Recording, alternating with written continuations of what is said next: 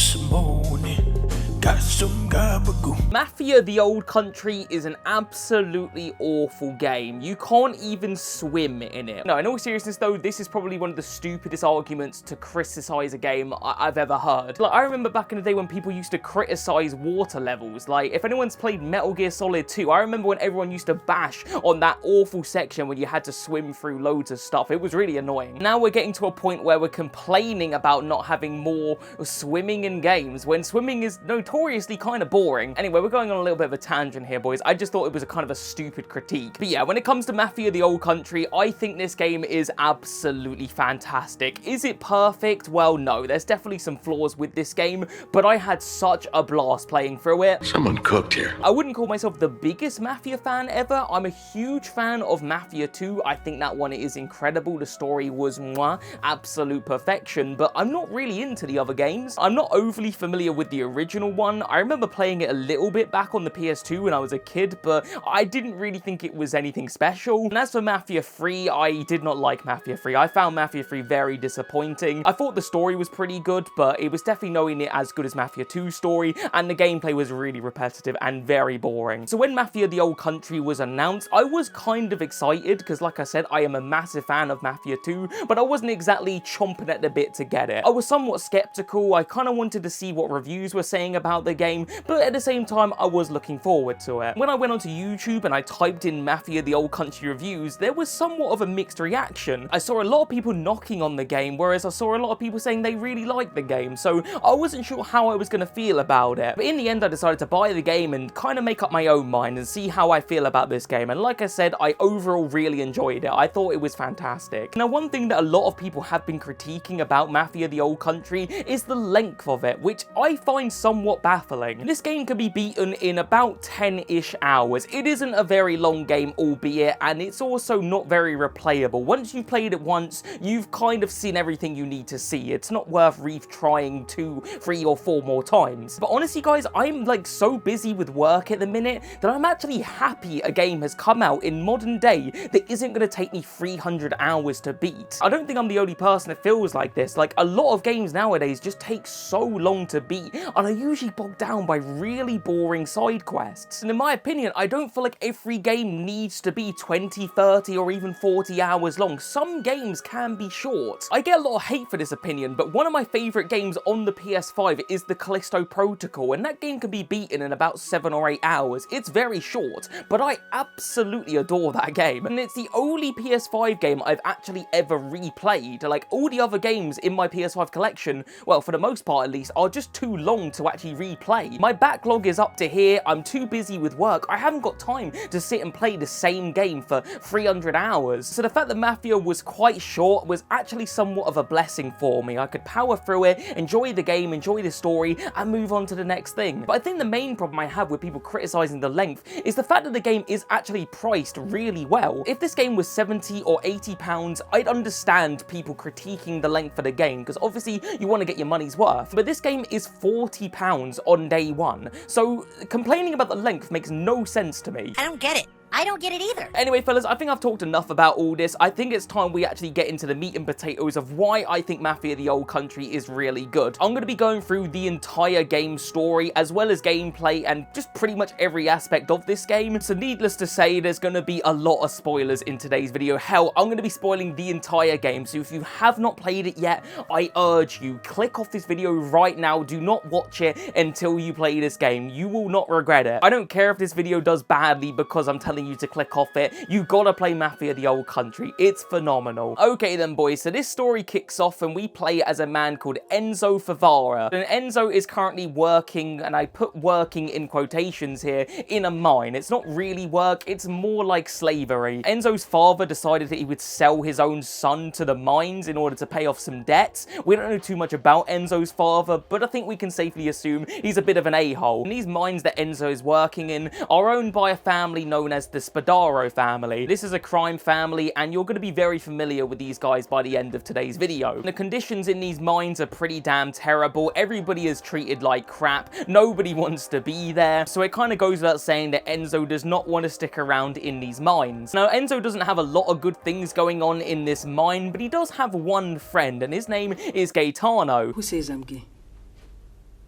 You are gay. I'm pretty sure that's how you pronounce his name. I genuinely can't remember though, because I don't ever remember Enzo saying his name. I just remember seeing it in the subtitles. And both Enzo and Gaetano want to leave these mines as soon as possible, but in order to do that, they need to save up some money so they can pay off their debts and leave. Now, we never get to learn how much debt both of these two have to pay off, but it goes without saying that it's not going to be an easy feat. But by the sounds of it, it did seem like the both of them were fairly close to actually being able to pay off their debt. Unfortunately though, something very tragic was going to happen to our friend Enzo. It was going to alter his entire life. So it's the end of the day and both of them have just finished a very long and hard shift. And they're sat down relaxing, you know, chatting away, and then all of a sudden they get dropped with extra shifts. And these are the kind of extra shifts that you don't really have a say in, okay? They're actually forced to go into the mines and they obviously don't want to, but they have to do it because, well, what choice do they have? Now, the man that was telling both Gaetano and Enzo to go back into the mines is a guy called El Merlo. Now, Merlo, as far as I could tell, is pretty high up in the Spadaro family. I'm not too sure how high,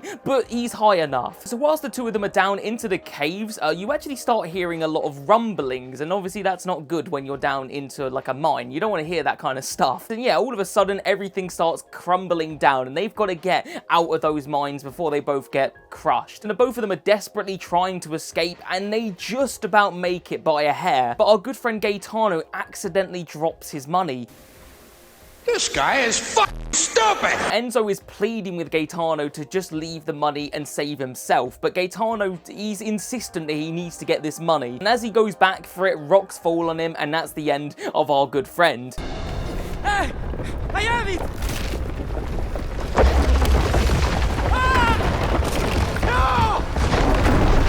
So Enzo leaves the mines and he's safe, but obviously he's just lost his friend down there, and he's pretty damn angry with El Merlo. And in his anger, he decides to pull out a knife on him, and thus begins a bit of a knife fight. So if anybody's played this game, they know that knife fighting is a big part of it. There's a lot of fighting in this game with the old knives. It's pretty simple stuff, but you have a dodge mechanic, you've got like a slash, you've got a thrust, you can do a more powerful slash, which is able to like break guards, and on top of that, you also have like a parry feature. And overall, I definitely enjoyed the knife fighting. I thought it was pretty fun for what it was. I gotta tell you, this is pretty terrific.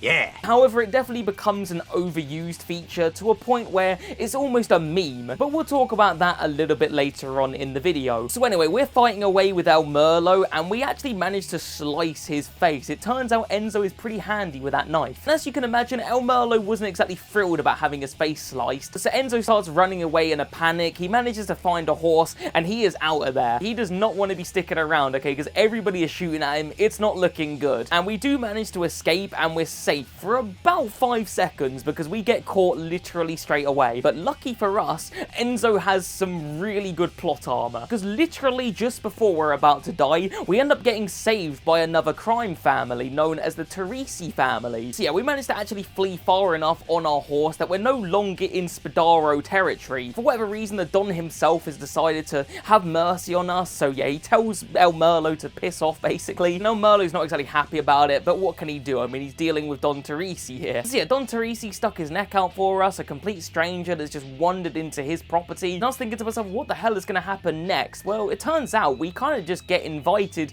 straight into the family. Well, maybe that's a little bit far-fetched, but we managed to get ourselves a warm bed and a job, so what more could you want? I see this as an absolute win. The Torisi family are certainly nicer than the Spadaro family, at least in first impressions. So yeah, in order for us to proceed any further, guys, I need to introduce you to the characters of the Torisi family, or at least the important ones. So of course we have the Don himself, Don Torisi. He is the highest up of the Torisis, obviously. We have his daughter, Isabella, who's going to become very important later on in the story. We have got Luca, who is pretty much the Don's right-hand man. We've got Tino, who's kind of like an advisor to the Don. Like, if you imagine Tyrion from Game of Thrones with Daenerys, that's kind of his job. And then last but not least, we have got Cesare, who is the nephew of the Don, and he's kind of a bit of a screw-up. So yeah, as the story goes on, we're going to learn a lot about these characters, okay? So don't worry if you've forgotten them already. So yeah, after doing odd jobs for a little while with the Torisi family, he's starting to find his feet a little bit. And it turns out there's going to be a bit of a horse race coming up real soon. And in this horse race, you'll have someone representing the Torisi family, and you'll have people representing the Spadaro family, as well as other horse races, I guess. Unfortunately for the Torisi family, though, they've encountered a bit of a problem. So basically, the person that was meant to be riding the horse is kind of out of action. The reason being is that he was up all night with Cesare drinking. And do you remember what I said about Cesare being a little bit of a screw-up? Well, that's because things like this happen. So as you can imagine, the Don is pretty damn furious. He doesn't know what to do. He's going to be embarrassed. So we decide to put our name forward. So obviously there's like no pressure or anything. You know, Enzo's the new guy. They're not really expecting him to win the race, right? Yeah, wrong. They expect him to win the freaking race. I don't really want to be disappointing the Don this early on in the game because, well, he might just kill me. So, of course, I try my absolute damnedest to win this horse race. Now, when it comes to racing in the Mafia games, it's not really like a new thing. There's usually at least a couple of chapters dedicated to races in the other Mafia games. There's a somewhat infamous one in the remake of the first game, which I've not played myself, but I've seen it on YouTube and stuff, and it's meant to be really hard, apparently. Thankfully, this horse race is nowhere near as hard as that one, or at least it's not on medium difficulty. Perhaps on the harder difficulties it's hell, I don't really know. But on medium difficulty, this race was completely fine. It was pretty fun, actually. The way the horse racing works is that you just have like a sort of steady pace with your horse, but then you have like a boost, and this boost is sort of like on a timer, so you can't just boost the whole time. Like, it just kind of goes along, and then you can boost, and then it comes back again, and you can boost. You get my point. I did actually expect this to take me a couple of tries, but I was able to do it first attempt, but it was by the skin of my teeth. It was very close. While I was sitting there impressed with my horse racing skills, so were the Torisi family. They were pretty damn pleased with me winning. But out of everybody in the Torisi family, the person that was most impressed was Isabella. You've caused quite a stir. A runaway to a champion ride, just like that. Your father showed me a kindness. I help where I can. Well, you certainly showed that today. Now, I mentioned before that Isabella is the Don's daughter, so she's kind of off limits. The Don doesn't really want his daughter going out with really anybody. In order for the Don to even give you permission to look at Isabella, you'd have to be the damn king of Italy. So yeah, you're not really supposed to be talking with Isabella, but that doesn't really stop you. In defense of Enzo, though, she was speaking to me. It's not like he went out of his way to speak to her, so she knew what she was doing, the sneaky little devil. But Isabella is not the only person that was proud of us for winning that race, because the Spadaro family have come here to congratulate us. How are they going to present their appreciation towards us? With a knife, of course. That's how everybody in Italy decides to say well done. So Enzo, being the ultimate charmer, he steps in with his knife and says, hey, back off, Spadaros, I'm gonna cut you. Let's just be real here. Enzo was just pure aura farming here because they had no interest in Isabella. They were trying to attack him. Whoa, this guy means business, holy sh**.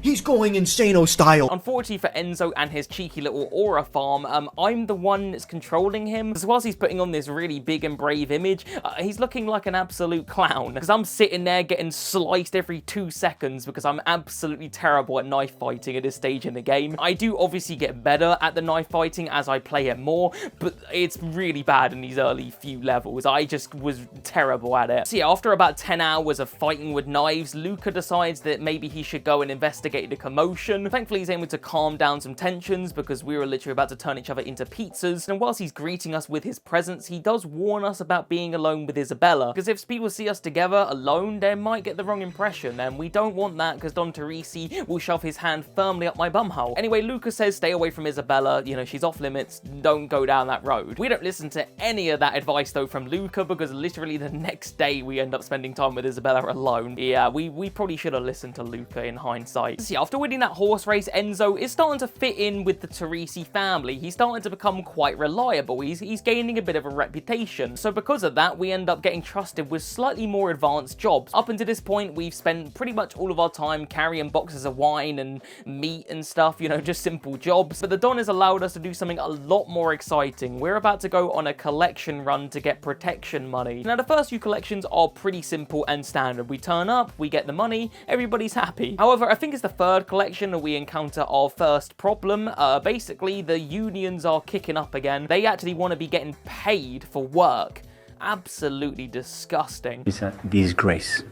That's what it is, a disgrace. Who do they even think they are? So we have to resolve it. How do we resolve it, you ask? Well, of course, a knife fight. And that is how you solve every single problem in this game. If the washing machine isn't working, knife fight. If the chicken is overcooked, Knife fight. Anyway, we teach that stupid worker who wanted to actually get paid a lesson, and he'll never ever demand to get paid again. But it's the final collection that delivers the biggest problem. We turn up to go get our money, and he refuses to give us the money, which is, you know, that's not how this works. Like, we turn up, we take your money, and we go. That's how we do things. Yeah, this smart ass is complaining about getting robbed. Well, you know, it's not like we're offering protection or anything. Like, who does he think he is? So yeah, this guy refuses to pay us until we go get the stolen goods back, because, you know, again, we are kind of offering protection and we kind of failed to protect him. And you're probably wondering to yourself, how on earth are we going to resolve this small little issue? Maybe with some choice words, you know, maybe a little discussion? No, we don't do any of that. We go get our guns out and we put bullets in all of their heads, of course. You alright? No. Dad, what are you doing? Volley. I don't even remember what I was saying now. How am I going to get context to this? What a Wally, Fred. He was cowering on the stairs. Why? Well, probably now I realise it's because of you. The fuck did I do? Lads, I can't even remember what I was talking about now. All of that chaos has just completely thrown me off. I've forgotten everything. I remember roughly what we were talking about, so if I repeat myself, I do apologise. So anyway, me and Cesare, we head in and we kill everybody.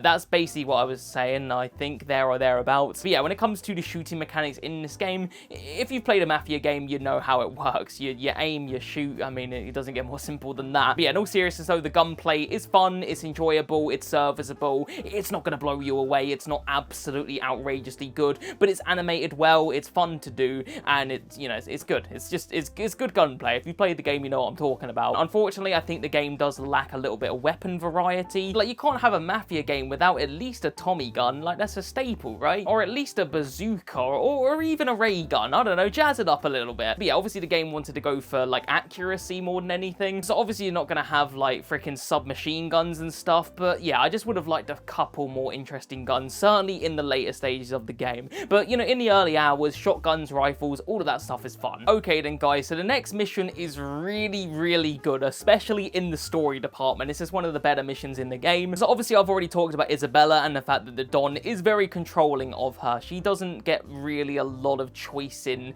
anything, really. And one thing she certainly does not have a choice on is who she marries. And basically the Don is trying to set up a marriage between Isabella and a guy called Gennaro. Now, Gennaro is the son of a guy called Fontanella, and Fontanella is a landowner, so this marriage just helps the Don in ways. I don't know, maybe he gets more land or money or something, I don't know. But there is one big problem for Isabella, and that's the fact that Gennaro is a freaking square, man. Like, look at this dork. You're ugly and gay. Oh. Like, I thought I was dressed like a pillock, but this guy takes it up another level. Like, he's just looking like a fool. Like, he literally looks like SpongeBob in real life. Like, that's how I would describe his image. I'm gonna call him SpongeBob. That's what he's called now. Forget Gennaro, SpongeBob. So you might be wondering to yourself, where does Enzo fit into this marriage thing? Like, what's our job? Basically, Enzo and Cesare, they're tasked with protecting Isabella and Gennaro whilst they go out and have a picnic or something. I don't freaking know. But there is one slight little problem, and that's the fact that Gennaro has a two-seated car. So if you guys are really good at maths, you'll know that Gennaro plus Enzo plus Isabella plus Cesare equals 4 people, two-seated car, 2 people can't go in the car. You catch my drift? So you're probably thinking to yourself, well, the smart thing to do here would be putting SpongeBob and Isabella in the car whilst me and Cesare ride the horses. That makes sense to me. Nope. Some smart ass decided that Enzo and Isabella should ride the horses, which is not good. All right, it's nice. This is becoming a problem. It reminds me of Star Wars Episode 2, Attack of the Clones, where Anakin has to look after Padme, and every single scene, Padme is dressing up in, like, the most revealing stuff ever. Like, obviously Anakin is gonna fall for her. Like, it was just gonna happen, and this is kind of similar. Like, you can't just keep leaving us alone in all these scenarios, and Isabella is, you know, she's quietly flirting with us, and it's not good. This woman is gonna get us in trouble with the Don, all right, and you don't want to be getting in trouble with the Don. So anyway, we're riding the horses with Isabella, you know, we're getting to know her and all of that, you know, just typical friendship stuff, and then after that, things go bad, all right? Things always go bad in Mafia. So Isabella and Gennaro end up getting freaking kidnapped. Meanwhile, Cesare and Enzo are riding around in Gennaro's car and smashing it to pieces. I don't think the smashing it to pieces was supposed to happen, but when you let me drive a car, well, it's always going to end badly. So anyway, once we get wind of this kidnapping, we have to go in there and shoot everybody in sight, and we do that. We manage to save Isabella. Everybody's happy, except for SpongeBob. We kind of forgot about SpongeBob. But before we can go and save SpongeBob, we get a little cheeky smooch in there. So yeah, that's it now. We're trapped, all right? There's no getting out now for Enzo. Like, imagine if the Don were with us right now. Like, we're here hooking up with his daughter. Meanwhile, SpongeBob is practically a dead man. So in order for Enzo to kind of make up for at least half of his sins, he has to go and save SpongeBob. You know, this is like an episode of Mermaid Man and Barnacle Boy. I need to stop with this whole SpongeBob analogy. It's getting stupid. Let's just go back to calling him Gennaro. So you might be wondering to yourself, how do we save Gennaro? Do we ask nicely that we can have him back? Maybe provide some money? No, we do none of those things. Knife fight. Do you remember what I said about knife fights and how that we resolve every problem with this thing? I wasn't kidding. It's literally every single opportunity Enzo gets to pull out a knife. Well, yeah, it's knife fight time, baby. And I don't know if you can tell from the footage, but I am starting to improve just a little bit. I'm still pretty terrible, but I'm definitely getting better. You know, the practice is paying off. So yeah, we managed to save Gennaro, which is great. The Don is happy. Everybody's happy. We don't tell him about the whole kissing Isabella thing, though. We kept that bit to ourselves, and it's probably for the best. So yeah, after this, Enzo does some more Mafia stuff, you know, killing people, extortion, you know the drill. And the Don decides to reward us by officially welcoming us into the family. Family, family, family, family. And in the moment I was thinking, yay, this is great, you know, we're moving our way up the ranks, we're slowly becoming an invaluable member of the family, and then before you know it, we'll be able to talk to Don and ask him if we can bang his daughter, you know, that's the plan. But of course, you know, we're getting a little bit ahead of ourselves, alright? It's time to celebrate, because we are a member of the family now. Enzo, lose the face, will you? It's a celebration. So we're out drinking with Leo and Cesare, and I've just realized I've not told you guys anything about Leo. So if you guys have played the other Mafia games, you'll know him by his official name, Leo Galante. He's in Mafia 2 and a little bit of Mafia 3. I don't think he's in the first one, but I'm not too sure. Yeah, when it comes to Mafia, the old country, obviously it's, you know, set way before those Mafia games. So this is kind of like the early days of Leo. So he's not exactly big time or anything, you know, these are the beginnings of his character. You don't know too much about him from this game, like he's not really a focused on character, but you know, you get a few bits here and there, so that's pretty cool. So anywho, we're hanging out with Cesare and Leo, you know, we're having a few drinks, having a good time and all of that, and we actually end up getting a new crib. Now I don't think Cesare bought the place or anything, I'm pretty sure he just either murdered or beat up the person that used to live there, but yeah, we've got a new house now, which is awesome. But anyway, the next part of this game, we enter a meeting, and quite literally everybody is there. Well, Isabella isn't there, but you know what I mean, like every other gangster in the world is just at this meeting. And basically this whole meeting is about this whole new counterfeiting money operation that Don Torisi wants to introduce. He's concerned about the Spadaros because they've been leveling up lately, so you know, he kind of wants to do the same. Now this whole counterfeiting idea, it's pretty good, you know, it's a sound idea. There is just one little problem though. The guy that they need to do the counterfeiting is in prison. So it's now Enzo's job to break this guy out of prison so we can use him to counterfeit money. Now the bulk of this mission is kind of around stealth, and I've yet to actually talk about stealth in this game. It's pretty generic, honestly. It's not amazing. Mediocre. Mediocre. Yeah, G. Bro, chill out, bro. If you've played any sort of third-person shooter-esque game, the stealth kind of just feels the same in almost all of them. You crouch around all sneaky-like, the AI is pretty brain-dead, you go up behind them, suffocate them, hide the bodies, that sort of thing. It is just, it's not really something I love doing in games. Thankfully, it isn't terribly difficult, so you can just go and breeze through it most of the time, but yeah, just not a big fan. Now, when it came to this stealth mission in particular, guys, I did have a little bit of an issue. I went through 90% of this level and, you know, it was all good, it was fine and dandy, I was suffocating everyone, easy peasy, but literally at the final hurdle, I managed to get myself caught, which, yeah, not good. So basically, I had to restart the whole mission over again, and I was already kind of bored with this level to begin with, because like I said, I'm not really a big fan of the stealth. So on my second attempt, I was a little bit more impatient, and I managed to get myself caught. The third time, I was even more impatient, and it kept going on like that, where I would just get myself caught in this stupidest ways imaginable, and I think that kind of just sums up my position on stealth in games. I'd rather it just not be there because I just find it very boring. Anyway, boys, after failing about 1,000,000 times, we do finally get it right, and I do manage to sneak the counterfeit out of prison, you know, and everything is hunky-dory. So yeah, things are going pretty good for Enzo right about now, you know, he's doing well in the Torisi family, but things are about to get a whole lot better because Isabella pulled a little sneaky and decided to turn up to our house. And if anybody knows me, there's nothing better better than an attractive woman sneaking into your house and wanting to play Monopoly at 3 AM. I love that. Alright then, ladies and gentlemen, it is time to do some more racing. This time though, we don't have no horses, we've got a cheeky little car. Pretty much the premise of this mission is there's a huge race going on in Sicily, kind of similar to the horse race, I suppose, but this time it's a lot more professional, so you don't just have Bill and Joe, you know, it's like actual professional racers in this race. So kind of needless to say that Enzo isn't exactly invited, so we kind of have to find a way to get ourselves in the race. So you're probably wondering how on earth we do that. Do we ask really nicely? Do we maybe get really good at racing to where we earn the spot? Nope, we do extortion and blackmail.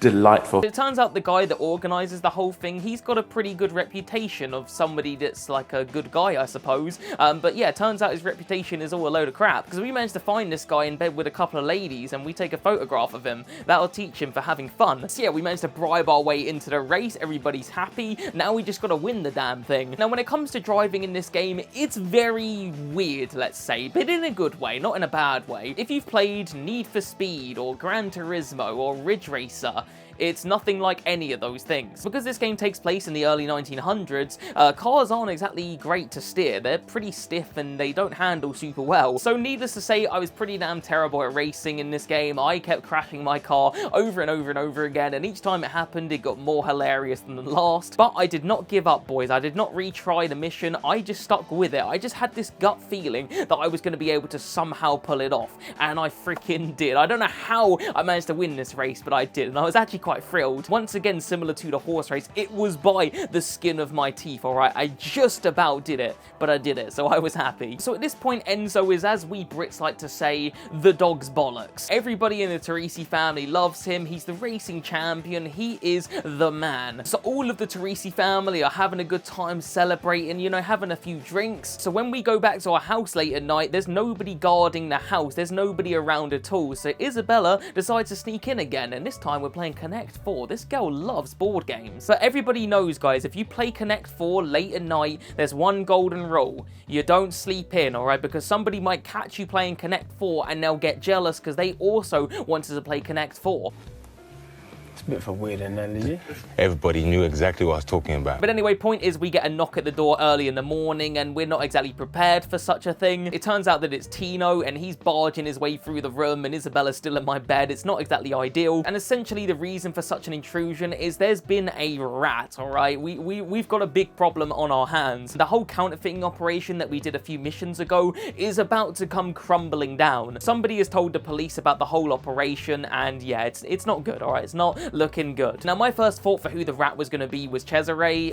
He just gives me rat vibes. I don't know. When they said about a rat, I thought it was going to be somebody close, so that was my immediate thought. It turns out it was nobody close at all. It was actually one of the Spadaros. When we were breaking that counterfeiting guy out of prison, one of the Spadaros caught us, and I'm guessing he just kind of figured it out. But yeah, the fact that he would rat on us is kind of dishonorable, you know, but hey, what are you going to do? So yeah, pretty much the guy that tattled on us, he's been let out of prison, I suppose, so it's kind of a win-win for him. You know, he gets one back on Torisi / Enzo, plus he gets let out of prison. Like, it really is a win-win. But obviously this is not good for us, so we need to just shut this whole operation down. We need to get the counterfeiter out of there before the police get to him. We've just got to cover all of our tracks, okay? And the police are everywhere, so unfortunately for me, we got to do some stealthing, all right? We can't just barge in there with guns, at least not yet. We do actually get to that, though. So yeah, after doing all the sneaking and the strangling and all of that stuff, we do get our guns out, so it made the whole sneaking thing feel somewhat pointless, but I'm just glad we're not doing that anymore. I just want to shoot people. So we managed to succeed in covering our tracks. The police are no longer on us because half of them are freaking dead. Everybody is now happy, or we would be happy if the little tattling rat boy didn't try to steal all of our counterfeit money. So now we've got to chase after the little git. He's in a car driving off thinking he's going to get away with it, and I honestly thought this was going to end in a knife fight. I figured that's just how all of these chapters are going to end, you know, like we have an encounter with a guy we don't like and then you get your knives out, you know. I just kind of figured that was the thing now, but to my absolute shock, this mission doesn't end in a knife fight.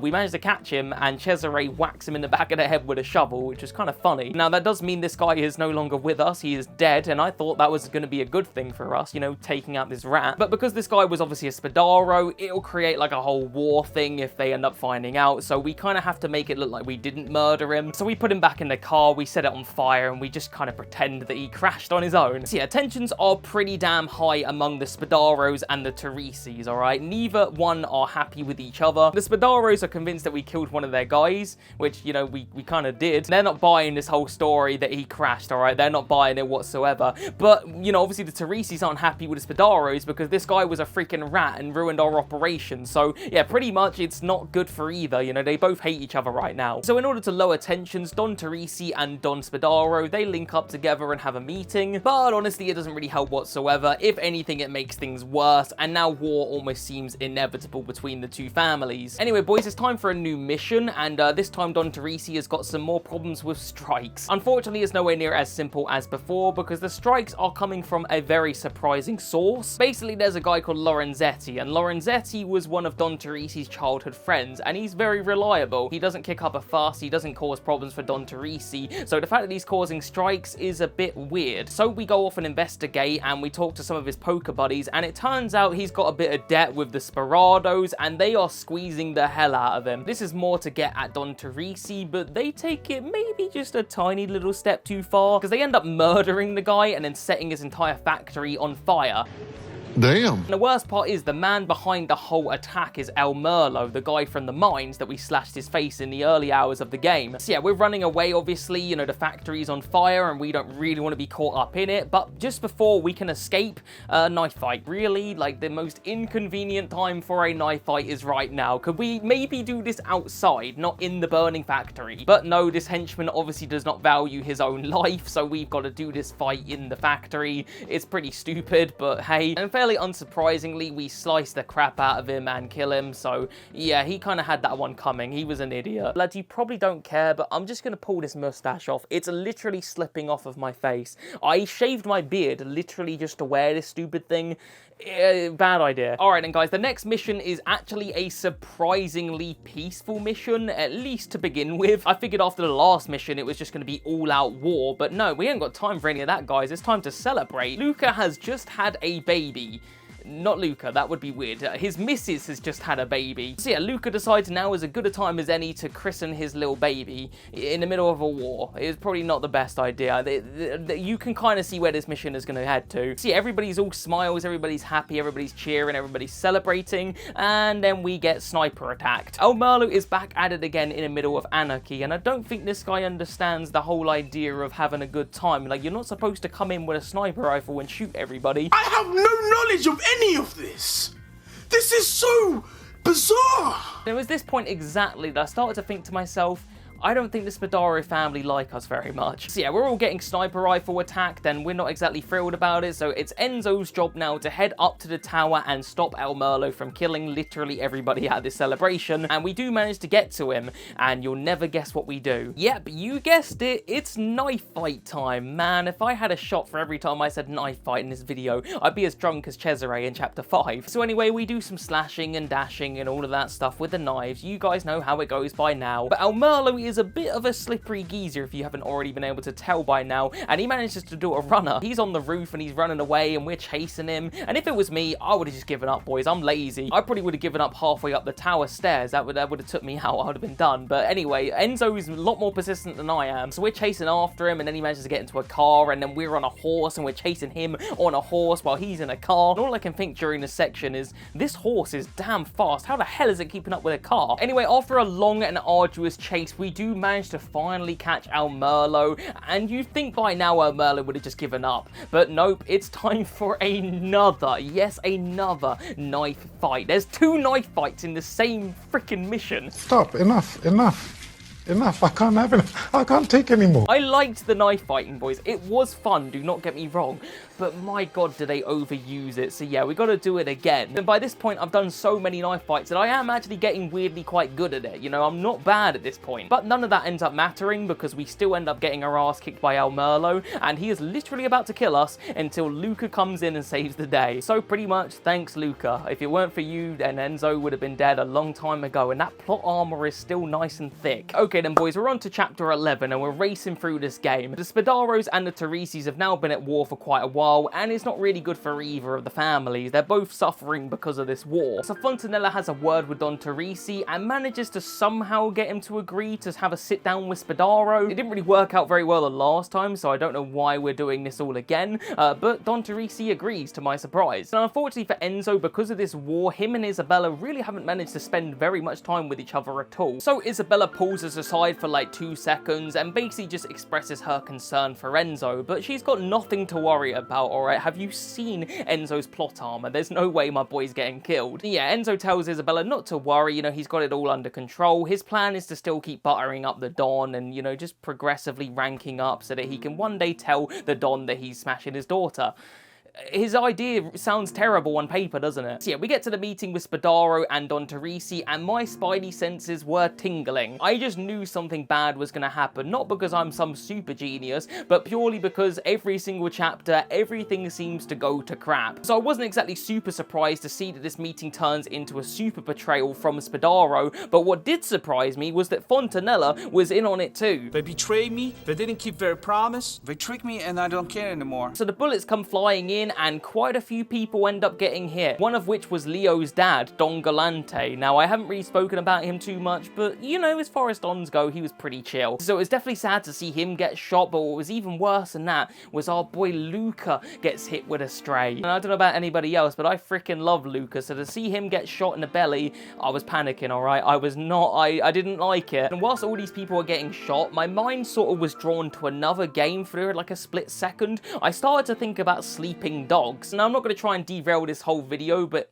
oh, bugger, my camera's run out of battery. The next day... Alright boys, it is the next day. Obviously my camera ran out of battery, so I didn't really have a choice. I had to charge it up overnight. I'm literally going to go on eBay tonight and buy myself a spare camera battery so this doesn't happen again. It's really irritating. Anyway, let's get back on track then, boys. So I believe I was going on this weird tangent about Sleeping Dogs, and I can't exactly remember how far into the tangent I got, but basically all I was trying to say is that this mission kind of reminded me of another mission in Sleeping Dogs. If anyone's played the game, you maybe know what I'm referencing. There's a part in Sleeping Dogs where there's a wedding and loads of like the characters I really liked ended up getting killed. Winston, who was like my favorite character in that game, died. His wife died, obviously, and there was just a whole bunch of people and we had to get them out and save them. This mission in Mafia reminded me of that. It's not exactly the same thing, but you get my point. It was just kind of similar. I don't even know why I brought Sleeping Dogs into this. I don't know why I went on this stupid tangent. Anyway, Luca's been shot, so we need to get him out of this building and get him some medical attention. Now, the problem is there is a lot of Spadaros on our tail. They do not want us getting out of this situation alive. So we kill a ton of Spadaros just to escape, and it continues. We get back in the car and they're still chasing us. So after a long process of murdering hundreds and hundreds of people, we do finally manage to escape the situation,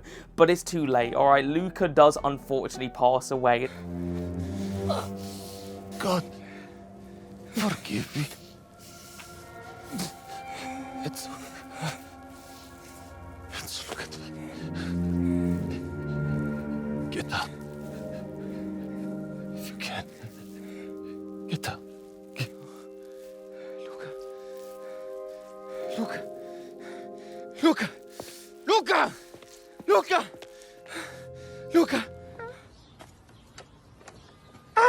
So it's kind of needless to say that the Don Torisi family have taken a massive knock. Don Galante is dead, Luca is dead, Enzo is on edge at this point, but obviously the most angered out of everyone is Don Torisi. He is not happy. So when we get a knock on the door from none other than Cesare, and he tells us that the Don wants to speak to us, I was kind of fearing the worst here. Now before we talk about the Don and what he wants to discuss with us, I feel like I need to talk to you guys a little bit about Cesare, because I haven't really talked about him too much other than the fact that he's a little bit of a bumbling idiot. Whilst he can be fairly irresponsible, when push comes to shove, Cesare is pretty damn important. When it's down to the wire, he's pretty dependable, honestly. On top of that as well, he is incredibly loyal to the Torisi family. That can never be put into question throughout this game. He's always putting his neck on the line for the Torisi family, so that cannot be taken away from the guy. And when it comes to his friendship with Enzo, I would say they're very close. I would even argue that maybe Cesare is Enzo's best friend at this point. But you do always get this feeling with Cesare that he somewhat puts Enzo below below himself. And there's a few brief conversations throughout the game with Enzo and Cesare talks about taking over from the Don one day, and Enzo being his right-hand man. So you always get this impression that Cesare thinks he's, you know, up there, whereas I don't feel like other people share this sentiment, certainly not the Don. So we get over to the Don's office, and he wants to speak to Enzo specifically. He tells Cesare to leave the room, and you can tell Cesare is kind of surprised by this because, you know, he sees himself on a higher level than Enzo, so the fact that the Don wants to speak to only Enzo, he definitely is a bit hurt by this. And actually,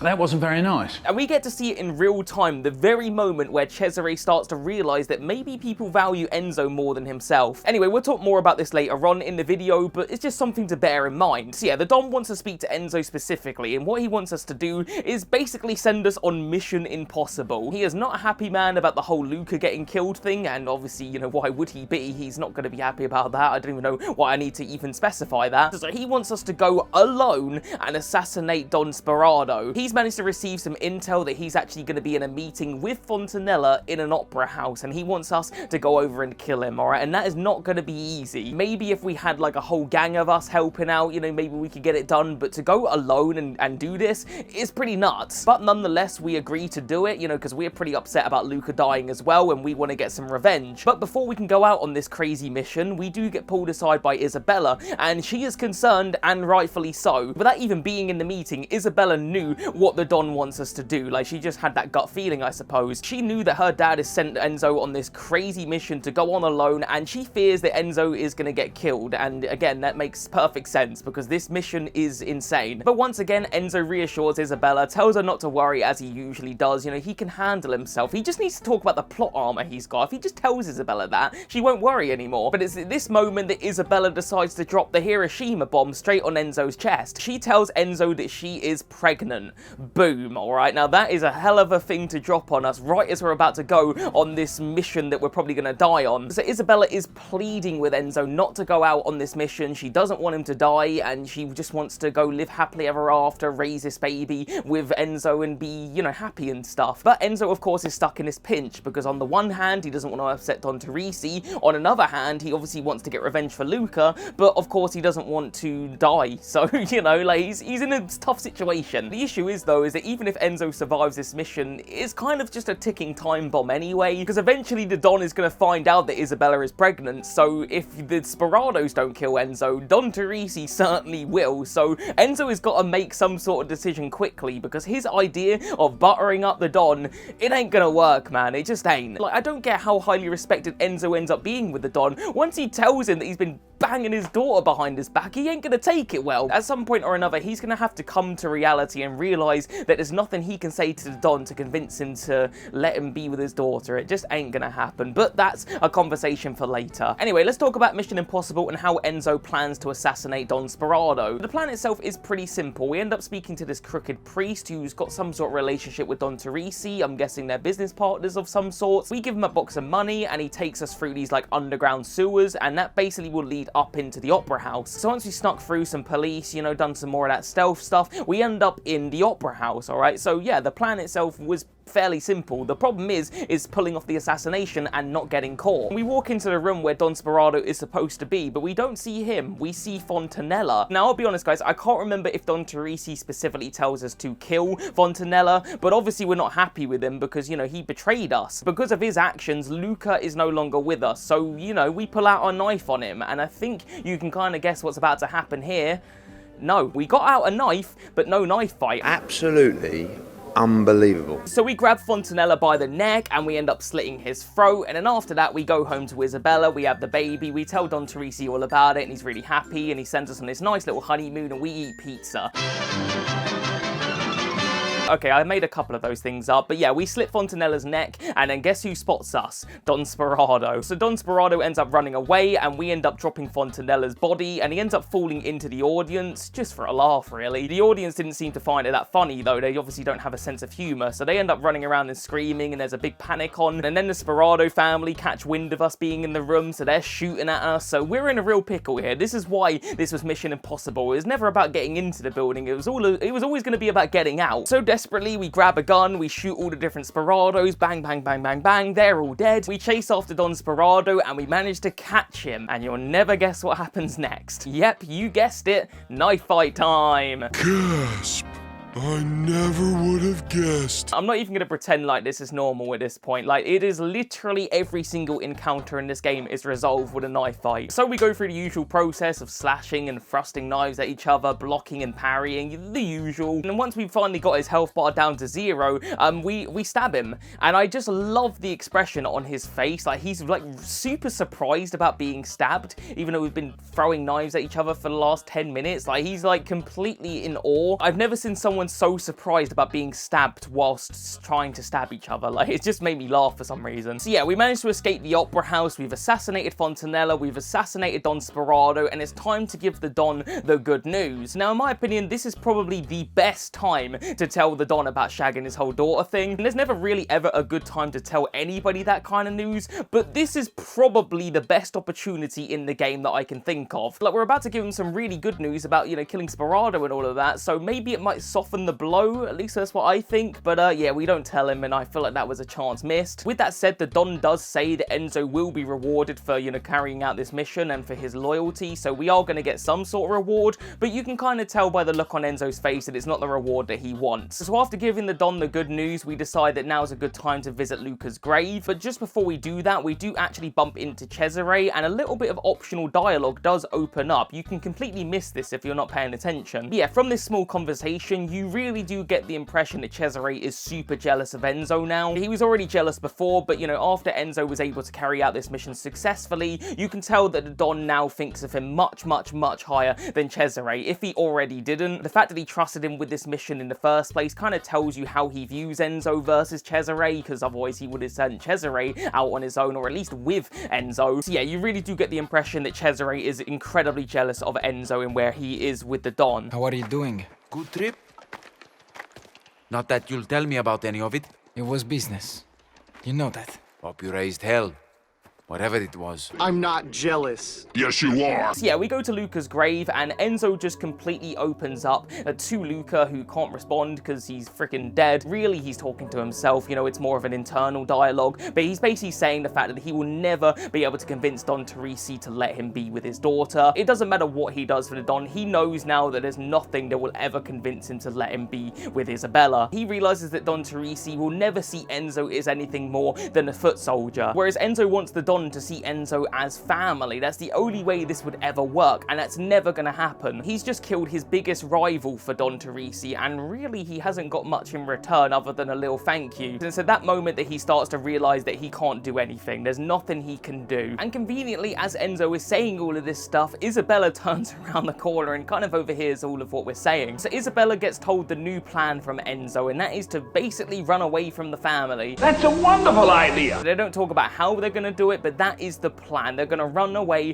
from the Torisi family. And I don't think that was an easy decision for Enzo, because the Torisi family gave him practically everything. He was seconds away from certain death before the Torisi family took him in, so I can't imagine that was something that he wants to do, but he doesn't really see any other choice. If he wants to spend his life with Isabella, that's what has to be done. Alright guys, so we fast forward a little bit. I'm not entirely sure how long, but it's probably a good few months. I remember when I said that Don Torisi will be rewarding Enzo for his loyalty. Well, essentially the reward is that he has gained control of the mines from the Spadaros, and he's now going to be giving the reins to Enzo. He wants Enzo to run the mines, which means he's going to be making a lot of money, and he thinks that's what Enzo wants. But there's a few loose ends that do need to be tied up before this can happen. We need to kill a couple more Spadaros to basically just finish them off. So that's Enzo's next job. We need to go out and kill the last remaining Spadaros. So like I said before, it's been a few months now, and in the background, Enzo and Isabella have been plotting a way to figure out how they're going to leave the Torisi family, because it's not like they can just walk out the gate and say goodbye. And they need to leave in a way that the Torisi family won't find them in like 2 weeks' time. So yeah, they've been plotting away,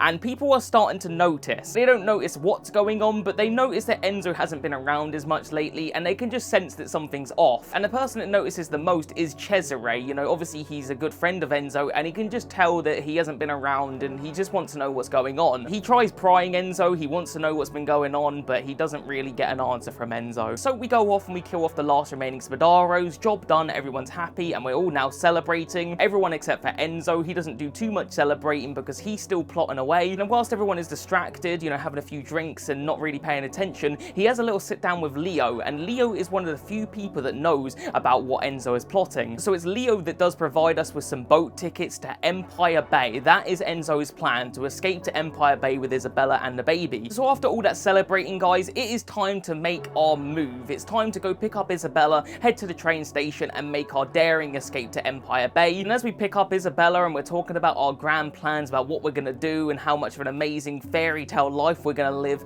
we end up giving her a letter. And this set off a lot of red flags in my mind, because you're sat in the car together, you're about to get on a train together, and then on a boat together. Why would you give her a letter about something you want to tell her? Why would you not just tell her there and then? So immediately I was starting to worry. I don't get nervous, but I'm starting to get a bit shaky, you know? I mean, I'm a little bit weak. I'm no super genius or anything, but I could already tell that these two were going to get separated at some point, you know, because again, why would you give a letter to someone that you're now hoping to spend the rest of your life with? Well, I didn't have to wait long for my suspicions to come true, guys, because literally 2 seconds later, we end up getting caught. Tino and Cesare meet us at the train station, and they found out about our plan, and I was pretty devastated, because obviously I wanted Enzo to get away, even though in my heart, I knew that this was never going to work as seamlessly as I figured. And you're probably wondering to yourself, how on earth did they find out about this grand plan of ours? Like, did we mess up somewhere? Well, it turns out that Isabella did tell one of the priests about her pregnancy, and that priest obviously couldn't keep a secret and told Don Torisi. I mean, I feel like that's kind of stupid on Isabella's part. Why would you tell a priest that? Like, I'm not being funny, if you've got like a secret pregnancy going on, you don't tell nobody that, alright? You don't tell anybody. But she told a priest, and now we're caught, so that's not good. So Tino tells Isabella that they're going to take her to a doctor and force an abortion on her. Why don't you call and tell us about your dirty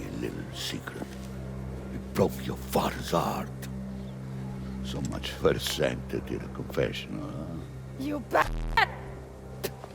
Let her go! But your sins may yet be absolved. Your father's made arrangements. Meanwhile, Enzo is going to have a nice little conversation with the Don, and it's a conversation I'm not looking forward to, because it's probably going to end up with a bullet in my head. So yeah, we're on our way to go speak with the Don, and we're in the back of a pickup truck with Cesare, and we end up talking with each other. Cesare is absolutely furious with Enzo, because, you know, he had everything that Cesare wanted. He had respect from his peers, he had respect from the Don. He was really building his way up in the Torisi family, and Cesare was very jealous of that. So the fact that Enzo threw all of that away, that didn't make Cesare too thrilled. And I did find Enzo's reply very intriguing. It told me a lot about where Enzo's head was at, because he comes across very ungrateful in this conversation. Mcjell, you ruined it! You've thrown away everything my uncle's given you! What's he given me? Huh? He's made me a thief, Cesare! A murderer! Just want to talk to him. I just want to talk to him. I just want to talk to him. I just want to shoot him. I just want to talk to him. You can't shoot him! Wait, what? See, I found it super interesting that Enzo kind of dismisses everything that Don Torisi has done for him, because, you know, you forget that he practically saved his life. He's given him respect, a home, a family, you know, he's given him basically everything that you could ask for, especially for where he was. So yeah, the fact that he dismisses all of what Don Torisi has done, like I said, it comes across ungrateful, but it's important to mind where Enzo's head is at, because it's very different to where it was. Before Luca's death, Enzo was very appreciative of everything that had been given to him. He definitely wasn't ungrateful pre-Luca's death, but I think after Luca's death, it completely alters how he feels about the entire family. After Luca dies, he becomes very resentful, and I think the reason is that he sees himself in Luca. Luca was the most loyal person in all of the Torisi family. He gave everything to the Don, and what did it bring him? He had literally just had a baby, and then he dies, you know, like that's the reality of being a gangster. And I think Luca's death really sort of gives Enzo some new perspective. Before Luca's death, Enzo would constantly put his life on the line for Don Torisi, and he wouldn't think too much of it. But I think Luca's death really does affect him, so that ungratefulness, I think, stems from there. So I think before, you know, he saw Don Torisi as someone that gave him a future, gave him something to actually live for, whereas now he sees him as an obstacle to a future. The life he wants to live is one with Isabella and to raise his child and live happily ever after. And obviously the person that's in the way of that is Don Torisi, and again, that's where that resent comes from. So it might seem a little bit out of character, the fact that he's become so resentful, but it does actually make a lot of sense when you think about it. Alright guys, so we finally get to the Don's office, and he's kind enough to greet us with a nice little punch into the gut. Now that might seem that he's somewhat angry, but that's actually an Italian custom. It's actually a gesture of friendship. If you've been friends with someone for a really long time in Italy, a gut punch is just a way to say hello, and the harder the gut punch, the more you like that person. So actually the Don is very... I'm just talking crap here, what am I on about? So after some serious and harsh words from the Don, he essentially orders Cesare to murder us, and whilst Cesare does show some restraint, he still wants the approval of the Don, so he's about to do it. But I did tell you guys that Enzo had plot armor. My god, does he have plot armor, okay? Because this next thing is crazy. He is literally about to die, and then all of a sudden Cesare gets distracted by a volcanic eruption.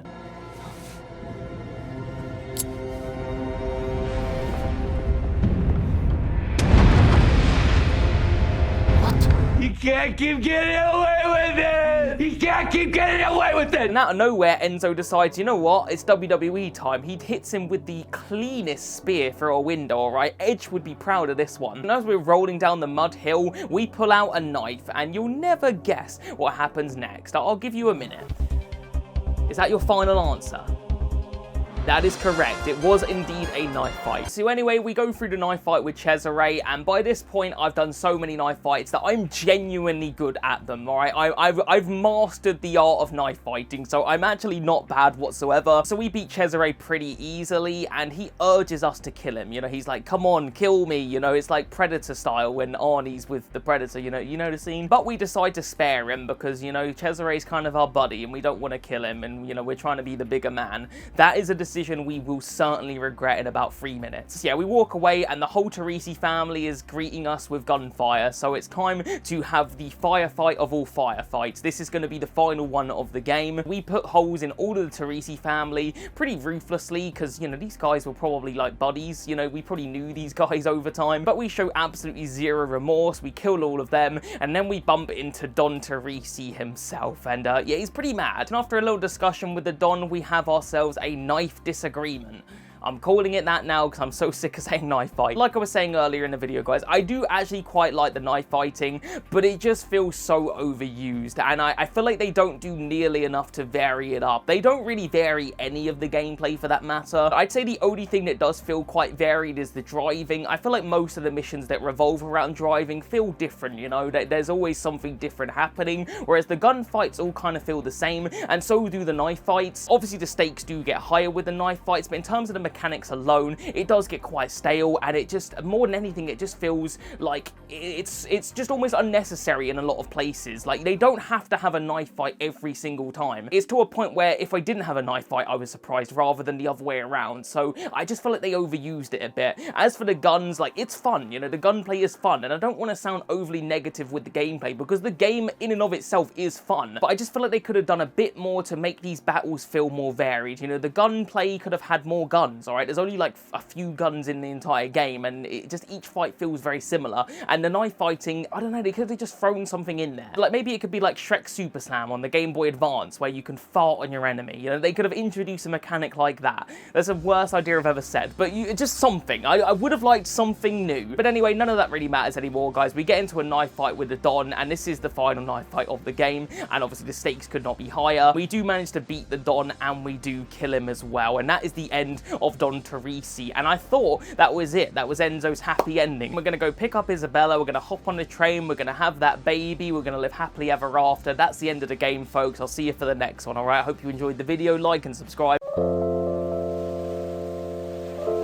That's what I wanted to say anyway, but obviously this is a Mafia game, alright? Mafia games do not have happy endings. So just as we're about to leave, we bump into Cesare, and I am pleading with the screen, just walk away, Enzo. Just, you don't even talk to the guy. Just, I don't know, push him over, or just do something. Get away from him. I could tell by the look in Cesare's eyes that he had something in store for us. But unfortunately, guys, nothing ever happens how you want it to. We end up getting stabbed in the back by Cesare. No! No! No! No! Now I did see a few people complain about this online, like I looked on Reddit and stuff, and people were saying that it was a bit silly that, you know, that you would go in for a hug with Cesare after you just had a fight, but you have to realise that Enzo does still view Cesare as his best friend. And I won't lie, it is definitely naive of Enzo to go in for a hug after you just had a knife fight with this guy and killed his dad. Like, it is stupid, but this is not the first time that Enzo has been naive in this story. And on top of that as well, I do feel like this betrayal was definitely foreshadowed through all of Cesare's jealousy. That literal moment where Don Torisi wanted to speak to Enzo and push Cesare aside was literally the moment that Cesare started to really envy and hate Enzo. And it's funny as well because it's around about that exact time that Enzo started to resent Don Torisi, so it's almost this cycle of resentment that seems sudden, but really it's been building over time. So I do personally feel like the Cesare betrayal makes a lot of sense. It was heavily foreshadowed. I do feel like maybe Enzo was a little bit stupid in this situation, you know, like me, the 5 billion IQ person I am,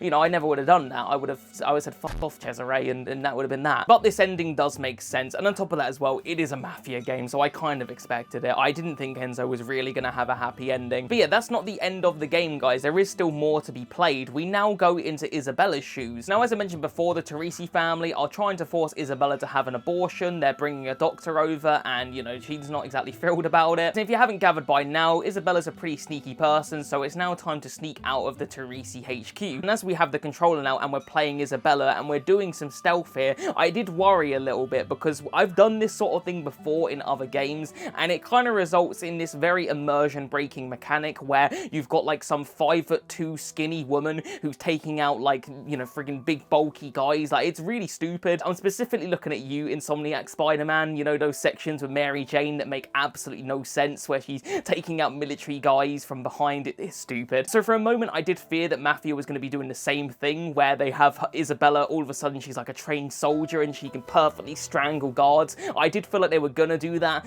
but thankfully they didn't. Alright, I'm glad they did not do that. You've got to sneak past all of these guards, but you don't actually engage in combat, so that was good. And just before we're about to make her escape, we do manage to get a knife off one of the guards, but it's not some girl boss moment where she suddenly becomes a kung fu master and gives him the old, you know, it's none of that stuff. She's trying to like kick him away and she's fumbling about, and she does manage to actually stab him with the knife, so it doesn't feel immersion breaking, it feels somewhat realistic, so I was glad that that was the case. And just before we're about to make our desperate escape, we bump into Tino, and obviously Tino is trying to stop us from escaping because he feels like the Don is going to kill him. What he doesn't realise is that Don is dead, so he can't kill him, but you get my point. He doesn't want to displease the Don, and he can't let Isabella escape on his watch, so he's trying to stop that from happening. But I think Tino maybe underestimated Isabella a little bit, you know, because she does have this knife now, so we're like sneaking behind Tino and we're stabbing him in the back, and yeah, we do actually end up killing Tino, so, you know, obviously Isabella didn't really think too much of him. If anything, I think Isabella probably resented Tino. I feel like each character has that one person that they resent,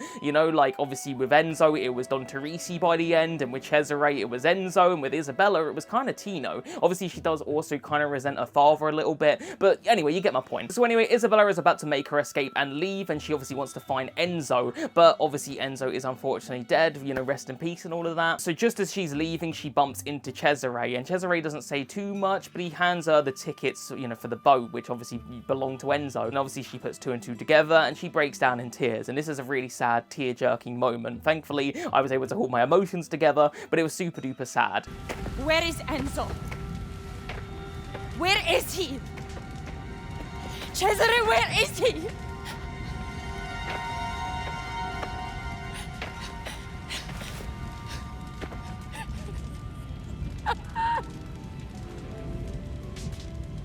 There's nothing for you here now.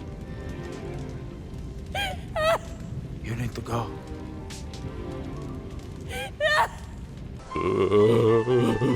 Oh my god, are you crying? No, it's just raining.